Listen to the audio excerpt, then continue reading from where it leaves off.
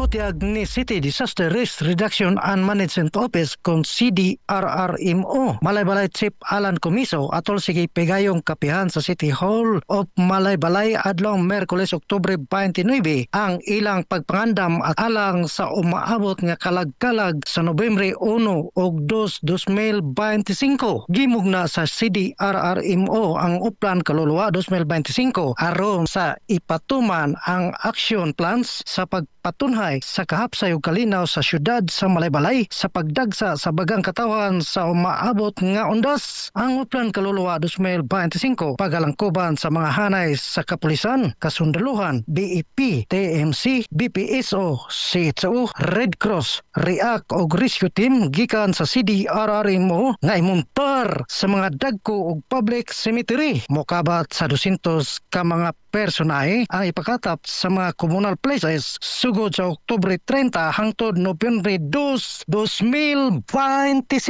Mga katropa, aron makalikay ta sa sakit nga dala sa pangit nga panahon, tumar pirme sa mga food supplements nga gama sa Histo Health Incorporated, labi na ang Premium D3 Subgel Capsule. Alang sa nagkayosang Pilipino para sa Pilipinas, ako sa katropang Michael Carato Ricabo, ex April News.